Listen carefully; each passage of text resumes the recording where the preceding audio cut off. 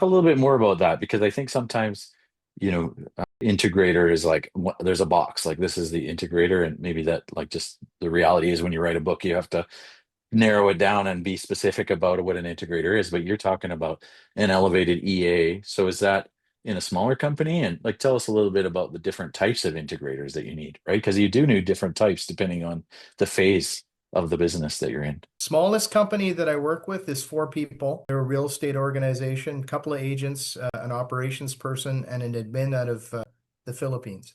This is an extreme example, but in this scenario, one of the agents, wears the integrator hat. But really, from a practical perspective, what are they doing? Well, they're chairing the 𝘚10. They're administering the 𝘚10. They're pretty good at leading IDS. So they have some tendencies, but really their day job is selling homes, right? Mhm. And so that is a scenario. That's not quite the elevated EA scenario, but that is a scenario where a company, a very small company, has determined that this is how they're going to run that whole thing, right? Mhm.